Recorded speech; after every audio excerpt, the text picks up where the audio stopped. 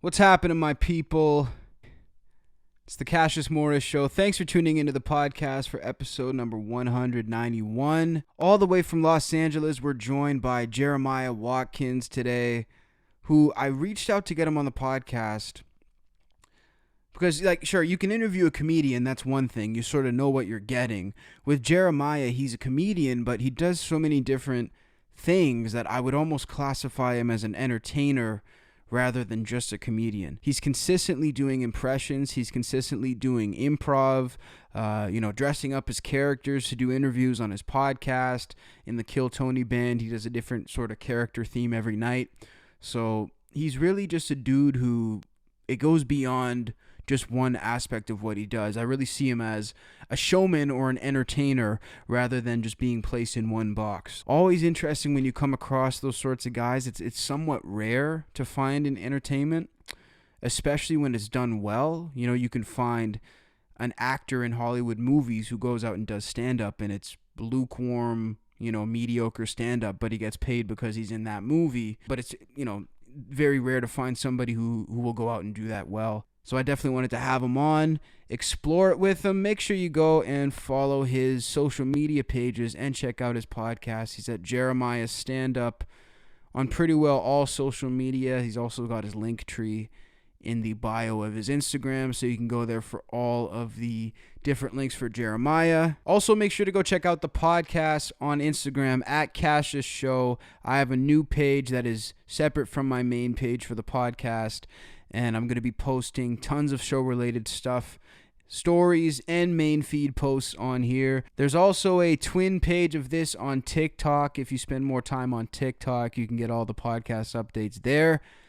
And make sure to go and subscribe to the Cassius Morris Clips channel. This is the new channel, youtube.com/CassiusMorris2. And this is where I'm going to be uploading all the exclusive podcast clips. And if there's any extra stuff that's really cool for the podcast that's going to spice it up, I'm going to be putting it all there. So make sure to go and subscribe to that as well as all of my social media. And let's jump into this podcast. I had fun talking to Jeremiah. He's a cool dude. He's a dude who just had a goal in mind, went out and executed it and made it happen. And that's something that I always admire in anybody. It's not specific to what their field is. That's just a quality that I admire in general. So shout out to Jeremiah. Thanks for doing the podcast. Let's jump into it. Jeremiah Watkins, what's going on, man? We're in it. It's happening. We're in it. That was a quick sort of jump right into it, but we are in it. I know. You told me a second ago, you said, I'm going to give you an intro, and then we're going to do it. And then you said, Jeremiah Watkins. And I was like, whoa, this is the best, shortest intro that I've ever gotten. Right to the name, right to the point. I like how the show is rolling so far. I think it's sort of an effort to make it a little more organic, to sort of creep into it organically rather than jump in with the pre-written questions and stuff like that. I'm giving it a shot. Sure. So. I love it. Man. I love it. So I saw you on Instagram Live this morning, and you've been doing your breakfast show where I find it so funny having people call in and eat breakfast with you live, right? Yes. Talk to me about that. How long's that been going now? Couple months? Yeah, well, probably even just a little over a month, actually. Because I started doing it at random. Like, it started off as like this thing where I was just eating breakfast, and then like somebody happened to call into the show like from live that they were eating breakfast too. I was like, oh, I should just eat breakfast with other people, like just do it in the mornings and do this thing where, if you don't want to eat alone in the morning, then you can hop on my IG Live and have a bowl of cereal or whatever. You're the me, cereal like whatever your choice is. Yeah, pretty much. Yeah. That's funny, man. It's so funny with you because I feel like every time I turn around, it's like, oh, Jeremiah is doing this and he has this series and he's doing that. It's like you're constantly coming up with new ways to reach people. Is that something that you're constantly thinking about, or is it just, do you just start coming up with ideas and just go? I like keeping people guessing. And it's, it's like, why would a comedian have a breakfast show where you eat with people over the internet, like strangers and friends and stuff? So I kind of like to throw curveballs at people who maybe follow me or are the viewers, because if they get used to a format, then I like to shake it up, because I never want people to be like, oh, I know what that guy does. Yeah. You know what I mean? Kind of write it off like, I know what that guy does. That's why I'm trying to put out like some more serious music and stuff like that, Mhm. and just kind of keep the audience guessing and keep changing up and throwing combinations at them. You know, makes it fun, makes it different, and makes it where people are like, oh, I truly don't know what is going to come next, and I kind of like that. Definitely, man. And I mean, I was just talking about this with Ryan Sickler yesterday with this pandemic too. That's one of the main things to keep a comedian afloat is just versatility. So it seems like that's something that you've had in the bag for a while. What was your first roots when it comes to entertainment? You mentioned serious songwriting. Were you into music first, or was it entertainment first? Well, I grew up as a kid doing like the grade school plays and choir and stuff like that, and like I Hmm. played saxophone in the church band, and so I've had a musical background since I was a kid, and an acting and performance background since I was real little. So it kind of stems from that, and then just like as I went on, like kind of started doing different things like under that umbrella of like Hmm. I did broadcasting for a while in high school where I did the stories and I was the anchor of Tiger TV, and I did, you know, like I'm like, The real hey, serious style. yeah, Blue Valley High School, how you doing? Jeremiah Watkins here, coming at you with the top stories. Let's head up, you know what I mean, like that Metro kind of weather for stuff. today.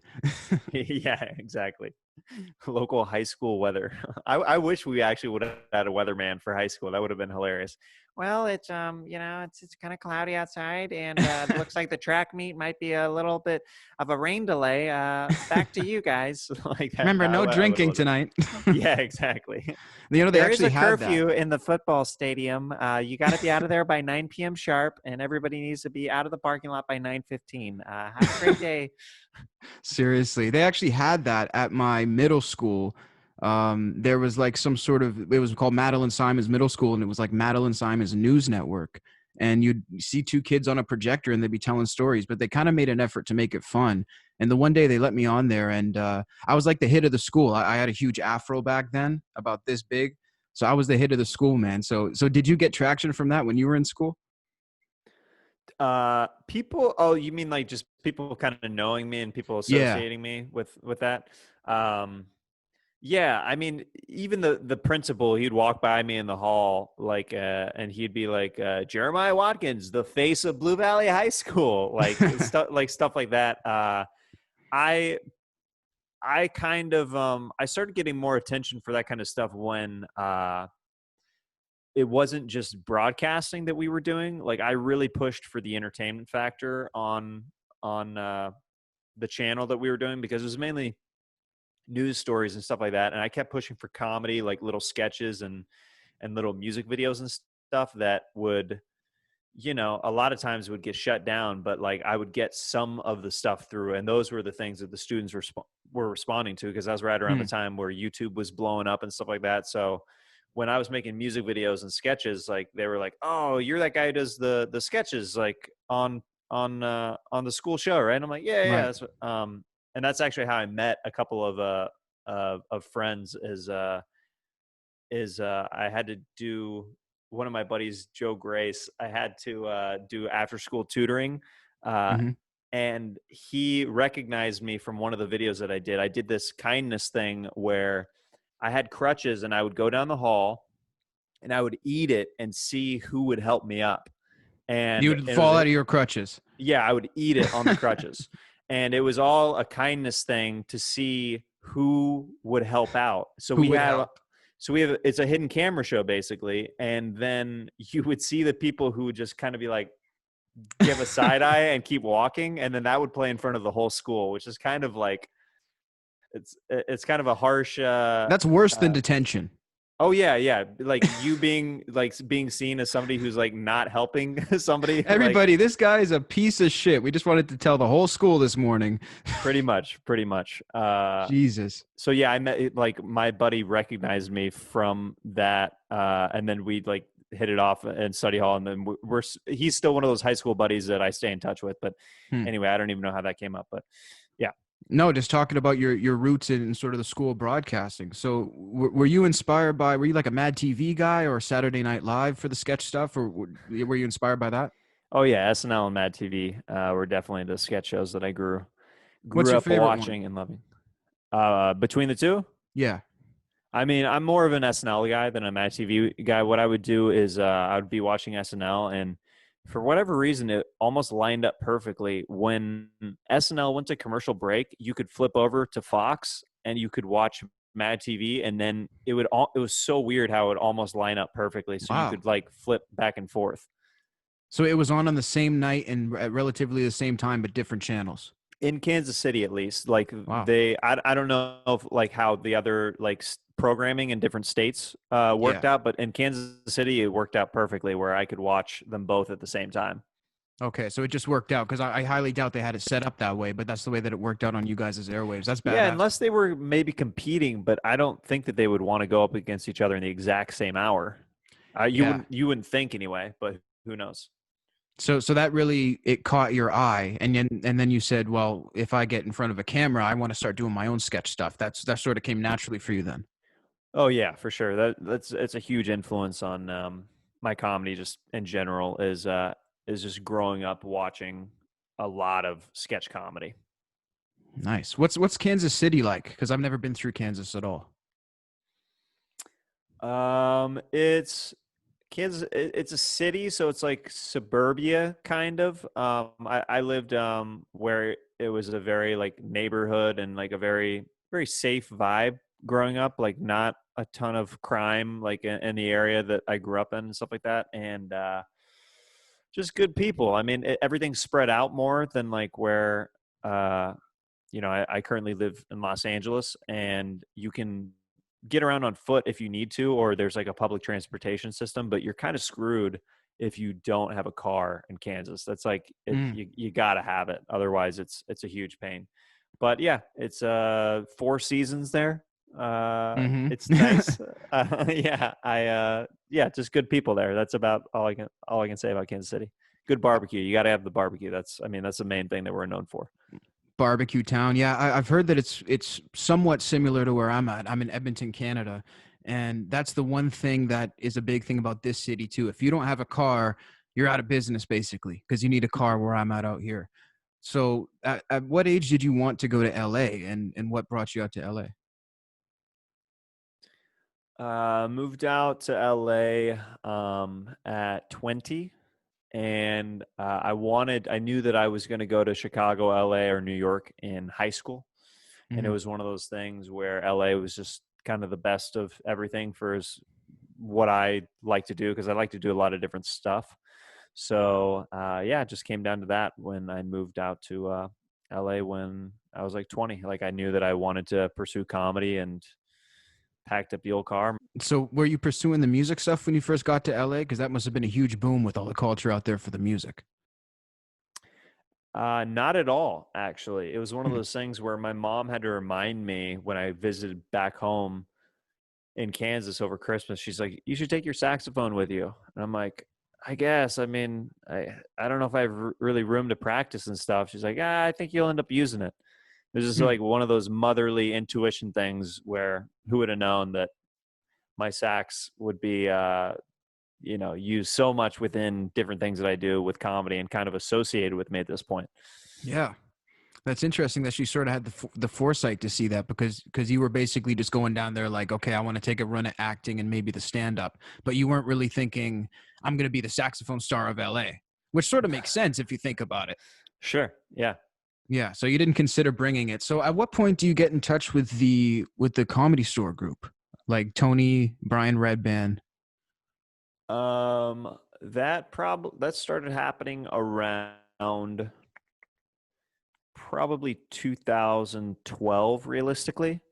Okay. I went to the store in 2011 I did one or two mics there, Hmm. and I realized I wasn't ready yet because I had only been doing stand up like a year, and I was like, I don't want to make a bad impression, Yeah, and I didn't go back. I didn't go back for like a year because I was like, I don't want them to remember me having bad sets here. So I for sure. literally was like, I'm not going to hang out. I'm not going to associate anything. I'm just going to do mics, build up material, and then come back. And so I probably, like, Tony used to host the potluck at the Comedy Store. Hmm. So he was one of those guys who he loved putting me up because back when he hosted, it was more of a political thing where the host had really full control of who was allowed up. Now it's like kind of a list that's given to the host, so it's not as political Okay. anymore. And sorry, is But this an open mic or is this a thing where it's set? this is the open mic. This is the potluck part of the Comedy Okay. Store. Okay, And cool. Tony would love putting me up because I would do something different. I'd do a different set every week. I wouldn't repeat jokes. Right. So it forced me to write a lot every week because I knew that I was most likely going to be hitting the Comedy Store stage. But Mhm. also, I'm such an improviser, like that's my background as well, that if I even wrote 1 to 2 minutes of material, the sets were 3 minutes long. So I was like, oh, this is easy for me because if I open with a riff and close with a riff, then I just have to have like a minute, minute and a half of actual new material, or a full bit that I do occasionally where I just have a new 2 to 3 minute bit and then you're off. You know, it's a very, very Okay. quick sets. So yeah, I met Tony around then, around 2011, 2012, and Brian started booking me on his Ice House shows Okay.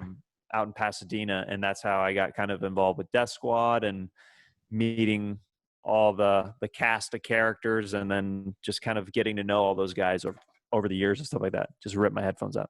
That's okay, man. Don't worry about I'm it. a hand talker. I'm a hand talker. Yeah, hand talker, bro. That hit me too. So you were there in the inception, man, like the early Death Squad days. But I want to touch on that. But what you said about your stand-up style in the beginning is so interesting. So you found it easier to improvise off the start, fill in the middle with what you had written, and then sort of improvise the end. That was easier for you? For me personally, because I improvising is one of my strong suits, and it's where I have a lot of training. So Mm-hmm. like I was doing classes at Second City and stuff, and pretty much watching improv shows most nights of the week. When I moved to Los Angeles, I threw myself in like full force to Second City, Los Angeles, and would watch shows there all the time. And I'd literally study old tapes and old reviews and stuff that they had, like of when Steve Carell and Stephen Colbert were on stage, on the main stage there, or like Tina Fey, and just these just awesome, amazing, like alumni Mm-hmm. from back in the day. They had these DVD booklets where you could rent them out like a library. You'd be like, oh, could I rent out this DVD? And it would just be like an amazing cast of people that they had footage of, that they had documented for their vault. And Wow. so I just was like learning from that all the time. So I was very immersed in the improv and sketch world at all times. So I feel like that kind of helped with the stand up, just me being aware and me having another tool in my belt where I'm like, oh, if this material isn't working, I can improv for days. You know what I mean? Right. Just jump into another facet and then just start running with that. That's really interesting. I mean, and it really shows, like watching, especially the episodes you do on your podcast where you're playing characters. And I mean, I'm sure all of that can't be completely scripted. I mean, I think it shows that you're doing it. So what makes someone, if you're telling someone who has no experience, what's one main thing that people can do to sort of make them better at improv? Is there a certain mind state you have to go in, or an exercise or is it a lot of different things?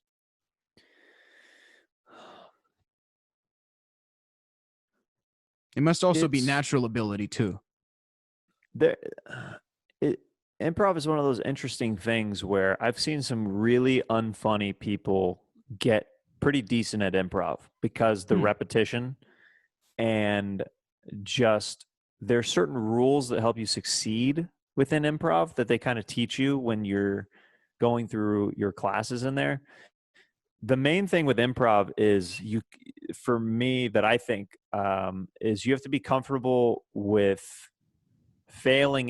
Just that's in comedy in general. You have to be okay with that, but you have to be okay with looking dumb and feeling dumb, Hmm. because if you're an adult taking an improv class, you can't be in your head at all. You can't be too cool for school. Like, you're doing these weird exercises where you're doing like shaking one hand out at a time, and then you're shaking a foot, and then you're doing these different warm-ups that basically they're designed to get you out of your head, because a lot of stand-ups don't like improv because, in my opinion, you get in a train of thought of what works for you comedically, and then a completely different school of approach is thrown your way, and then you're like, oh no, that's dumb, I don't want to do that. Hmm. Like, when I did Second City and I was doing stand-up for a while, it was harder for me to take classes at Groundlings years later, because I had more of like an approach of, oh, I know it's funny. But I had Okay. to like really humble myself and be like, okay, I know nothing anymore. Let me try this new school of learning, which the Groundlings is a very different approach from Second City. And it's a very different approach What from type of just approach is that a one? stand up. It's very intense on, like, it's all about like the character, where Second City is all about the relationship in the scene. Like, Okay. you find out everything, like if you label your scene partner, like an improv scene, your brother, it's all about your guys' relationship and your backstory and everything like that. It's kind of like all centered around that, where Yeah. Groundlings is more about like the quirks of the individual character and stuff like Hmm. that, Their which I'm glad. backstory. Yeah, more like it's all focused on the character and the character development and making unique characters, which I'm glad that I ended up taking classes there, because I have a good meld of the two between when I'm doing different improv sets and my stand up, I feel like. Right. But you were kind of like, no, I already have the recipe with the improv. I don't need this. But then you sort of brought yourself back in and said, okay, let me open myself up to learning this too. Yeah, dude, it's a humbling experience when you think you know exactly what you should be doing, and then somebody is like, no, you need to do it this way, like, you're not playing by our rules right now. And that's just good to kind of ground yourself and be like, oh yeah, you're right, like, I can always learn new things within comedy. Like, there's Yeah. always more things. There's why there's degrees of black belts, you know what I mean? You Hmm. don't just get a black belt and then you're like, I got it, I'm Yeah. done. It's like, One no, finite level. No. right, there's so many degrees and layers to like the training. So that's how I look at it. Yeah, no, I totally agree with that, and I think it's kind of like podcasting too. It's like there's always a way to improve how you have your relations with people, and how you phrase a certain thing and how you react to it. And I mean, if you feel like, and I've had that because I started when I was really young. So when you're like 14, 15, you think you know everything, you think you're untouchable, and then it just becomes uncool, and you can kind of become trapped in that mold. So it's interesting to hear you say that you almost got trapped in it, but you were like, no, I'm going to expand my knowledge, and it obviously has benefited you. For sure, yeah, it's always good just to be open to learning new things. Yeah, so how about the impressions? Are you classically trained in impressions, or did you teach yourself how to impersonate people?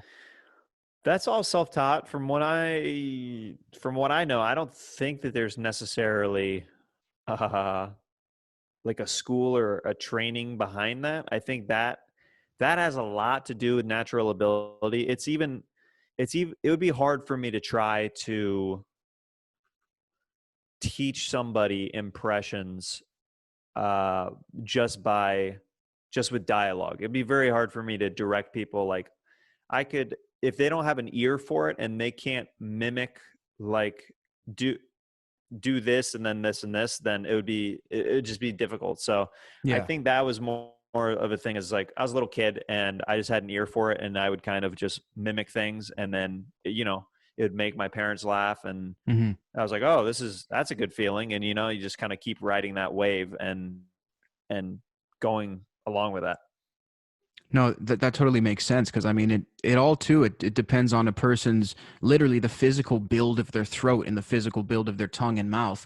And it's like you can tell someone to say something a certain way, but when it comes out of their frame, it's not going to come out the exact way. So that's an interesting, because you see a lot of YouTube videos about, per se, how to impersonate Trump. The Trump one's interesting, man. You do that really good. Is that a challenging one for you?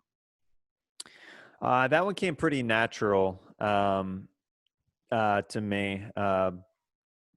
Sometimes I'll hear a voice and then you just have it. Like, when I was watching Tiger King when the Joe Exotic thing was real big, I was on the couch with my wife, and I just started kind of under my breath. Like if I like a voice, that's the main thing too. If it's a unique voice, or I like something like in their tonality, or something this is kind of catching my ear, then I start kind of like under my breath, like seeing if I can do it. And then like Right. I literally build up my own confidence with it until I start doing it out loud. And then I'm like, oh, I think I got this. And Joe Exotic was one of those that just right away. It's just, it's one of those things where, it's like you hear it and you're like, oh, that's Joe Exotic right there. Yeah. Kind of, I haven't listened to him in a while. That could be really off. So are Yeah. there any impressions that are difficult that you're like, boy, like I'm good at this one, but it's hard to pull off? Or do you, when you're good at one, does that naturally make it easy? No, you have to work at it. Like my Joe Exotic, what I just did right now, I heard it out loud. I was like, that's really rusty from when I was hearing it and doing it a lot. So it's one of those things where you have to keep up with. So on those character episodes where you're impersonating people, is there any scripting at all between you and sometimes it's Adam Ray, sometimes others?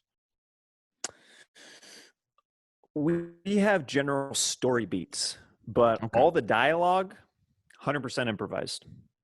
Is it hard not to laugh during that? Oh, absolutely. Adam is so funny. Like, I mean, with Kill Tony, it leaves more room to kind of laugh and stuff because it's kind of like a more podcast environment. But when the sketches that those kind of sketch podcasts I do with Adam Ray, like the Dr. Phil's and we did Two Trumps, and we did his Bruce Hardy party planner with my billionaire character Reginald Fontaine the Third, Yeah. and those are really hard to not laugh because the stuff that we're saying, we're just trying to make each other laugh the entire time. So we're trying to say and do the most ridiculous things possible to kind of like, Get each other. get each other's goat. You know what I mean? Right. Is it almost a contest to see who's going to make each other laugh first? Not necessarily that. It's more just like I we guess know friendly we're on to competition is the something. better phrasing.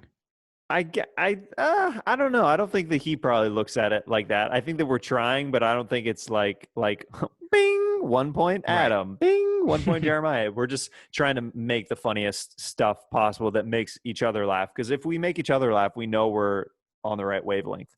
And you mentioned Kill Tony. I mean, you guys have been at it for years, the number one live podcast in the world. I mean, what's that been like being there sort of from the inception of that? I mean, it's been a wild ride, I can imagine. Sure, man. I mean, we were doing the show in the belly room for years, and the belly room holds 70 people tops 70 at the people.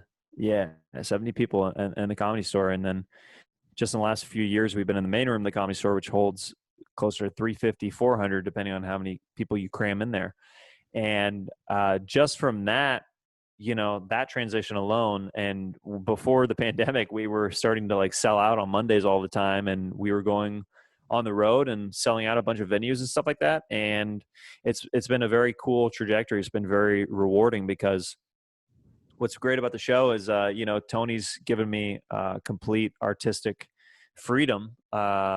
When I came up with the idea that we were going to do characters every week, he never says like you should do this or you should do that. It's all us, like it's all the band deciding what we want to do that week and what impressions or characters. And I've developed so many original characters that now I've been doing their own episodes on Jeremiah Wonders, and it's very, very rewarding as somebody who created something to see them kind of blossom and grow like in a different context, in a fuller context. Because a lot of times on Kill Tony, where I'm just starting off with the character, you don't get a lot of that character's backstory. There's not enough time to go into all that with the way that the format of the show is, because Yeah. that's not the point of that particular show. But with Jeremiah Wonders, I can really give the backstory and really fully develop these characters. So it's been pretty cool. Yeah, which must be a whole other fun thing as well. And so that's cool that Tony just sort of says, I have faith in Jeremiah in the band. You guys come up with it. And then you guys sort of just have a powwow before the show and you guys just talk about what you're going to do. I mean, we like when we go through the communication of what we're going to be on Monday, like in a group text or whatever, we usually, that's the extent of it. Once we decide what we're going to be, we're not the only time that we're really talking about is right before we go on stage. We're just reminding each other, hey, this is my name, this is my character, I'm kind of going to be doing this kind of voice. So unless we're all doing a similar thing, we try to avoid doing the exact same voice for each other. It sometimes depends though. Sometimes the characters are all the exact same thing. Right. But we try to give them, I'm always telling, you know, the band to try to come up with a unique point of view for each character. Cause that's, Mm-hmm. to me, that's what separates a character from a caricature. When Right. you're just playing a one note, one thing, like it's super easy to play a dude like a California dude, but like what's his Yeah. story? Like what is behind like this dude who maybe his parents are divorced and he lived in Long Beach for a while, but then he had to grow up in Inglewood, and then he started learning that he couldn't wear certain colors to school and stuff like that. So that kind of shaped his path. You know what I mean? Just like little intricacies Yeah. of the character if you want to get real nerdy about it. But I try to remind them like, hey, try to come up with a story, because the jokes are going to hit harder if they're coming from a strong point of view. Right. Rather than exactly just sort of a type of character, really, who is this person? Where's the voice sort of coming from? Tell me what it's been like lately. I mean, it's been about 6 months since the Comedy Store is sort of been gone. What is currently like in LA? Yeah. It's tough, man.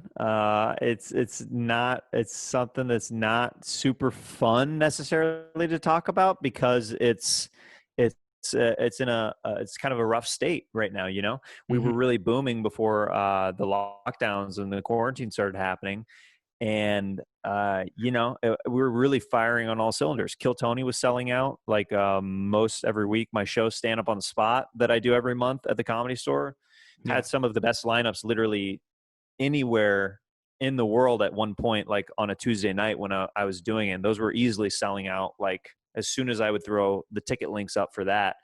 And there's a lot of just kind of resetting that's going on right now, because you're just now starting to hang like in these last like month or so at the store. Like people are starting to hang out like on the front patio and stuff like that. And it's opening back up a little bit. But my relationship with the store is completely different now, because I am not doing spots there. So I'm not hanging out there later in the week. Like I was there every Monday, every Tuesday, and one or two other nights at least of the week doing spots. So I was, you know, I was there 4 nights a week. You were in usually minimum. I was just like part of the culture there, you know, and now it's down to Mondays, and a lot of times I'll do Kill Tony and I just leave now, because it's not, you know, it's not, the culture's just kind of changed for the moment. Like I'm excited to see people, but I also want us to like not jump ahead too early. So we have to go back into lockdown and all that stuff. So I kind of just want to ride it out where I'm just like laying a little bit low, like doing the show, I'm leaving, I'm not hanging out too much. And then when it comes back in full force, I'll be there again a lot, you know? You'll be back in full force with it. Yeah, definitely. Well, it's encouraging that it's at least starting to open up. I wasn't aware that it was open. Yeah, that's when we've been streaming the Kill Tony show live on Mondays from the Comedy Store this last like month and a half, probably, maybe even 2 months. Yeah. Nice. Very good. Has Kill Tony ever had conversation with the group about potentially relocating, or are you guys going to stay in LA? As far as I know, you know, we're staying in LA. If Tony or Brian moves to Texas, then I will not be joining them. It's pretty plain and simple. I'm going to ride LA till the wheels fall off. I got my roots planted here now. I've spent 11 years here now, and I feel like I'll be able to ride out this pandemic. And once things get back to normal, I feel like I'll be able to keep making headway and stuff like that. So yeah, there hasn't been talks really. I don't think anybody's planning on moving, but you never know. Things could also change tomorrow. So it's very, very weird times right now. Yeah, definitely. And I'm just curious because you see so many people leaving and so many people staying. But there is still so much going on out there, and there's still such a large community. So I hope that people, just because they start seeing some big faces that are leaving LA, I don't think people should sort of give up on it. I mean, there's a lot of things going on. And also the community seems super supportive of one another. I mean, even the people who are leaving LA, do you find like people are sort of coming around them and showing them support? Because that's what I see from the outside. Yeah, for sure. I mean, I literally I had a really nice phone call with Joey Diaz a couple of days ago because I called him just to congratulate him on, you know, his tenure here in Yeah. LA and what he's done for the podcast community and everything. And he couldn't have been nicer. He's one of those is one of those things where he's one of those guys who I look up to, and obviously you look up to him. He's on your wall behind you. Yes, sir. Um, and it's just one of those guys who I would watch from the back of the Comedy Store, like in the back of the room, watch him destroy the room, and I'm just watching in awe. And it's cool, the longer you're in LA and the longer you're just working, you just become one of the guys where you're just in the community. And it's cool that I was able to even call him up and be able to say hey real quick and Yeah. congratulate him. That's just like a cool thing about LA. Like if you're here long enough, then you're working and you become peers with some of your favorite comics you've ever seen. It's pretty dope. Oh, 100%. Yeah, it's crazy how, it feels like people are walking off your posters, if you have them, into your real life, and it's a fascinating thing when that becomes your reality. So looking back at some of these other memories, I mean, you must have a ton of memories from the Comedy Store. Are there any highlight moments that really stand out of maybe certain people coming in or certain experiences? There's just a cool they still happen. That's what's so cool about the Comedy Store. It still draws this magic energy where they were filming something the other night on a Monday, and they're doing like a Showtime documentary series about the store. I think I can mention that. I have no idea. I have no affiliation with it, so I did it. Uh, Jay Leno was there, and he did his interviews and stuff, and he rode his motorcycle through the patio area from the back parking lot of the Comedy Store, and then he drove off onto Sunset as we were like just as comics. It was all comics, but everybody went from comic that moment to being fangirls. We Yeah. all started clapping for him that he was just there and on his bike, and we're like, Jay, woo! Everybody's just cheering him on. Yeah, because regardless of what you think of if you liked him as a host or whatever, like as a comedian, like he's a legend in the way of like, dude, like the kind of career that he had, and he's like one of the OG like regulars from back in the day at the Comedy Store. Hell It's like, yeah. dude, you gotta bow down sometimes. Absolutely, man. That's so funny. I can just imagine just being across the street completely uninvolved. You just see 40 comedians cheering on a Jay Leno and a motorcycle. Welcome to LA. What the fuck? Yeah, no, it was. I mean, yeah, stuff like that happens at the store where it's just like, oh, this is so cool. I mean, there's a lot of fun memories from over the years that there's so many to even recount, but like just seeing people like Chris Rock come and work out their jokes for the Oscars and stuff like that. That's crazy. Dude, I'm just literally, comics would be piling into the back of the room, and it's sold out already. So you're just trying to catch a glimpse. And Hmm. even as a paid regular, they're like, if you can peek your head in, but like be aware, like be mindful of the waitresses that are coming in and out because there's no room anywhere. And it's just really cool to see stuff like that. Those special pop-in nights. That's insane. So how is it divided from like open mics where anybody can go up tonight's where Chris Rock is coming in? Is it like open mics in the week and the big guys on the weekends? Yeah, the open mic, which they call the potluck there, used to take place on Sundays and Mondays, and then they started getting busy again, where they could sell out the shows on Sunday, like because the lineups became so good. Mondays are the day where, not currently because they're not actually, functioning fully right now as the club usually does, but you can sign up as a comic outside on the patio. And before the pandemic happened, they were getting like 200 signups of comics, Wow. to put their name in to possibly be chosen for the potluck. When I was signing up, it wasn't that fierce a competition. It was still like 100, but now it doubled over like within the last 10 years of comics trying to get up. And there's how many spots on the potluck for one night? 16. 16. So man, so it must be just random pick, right?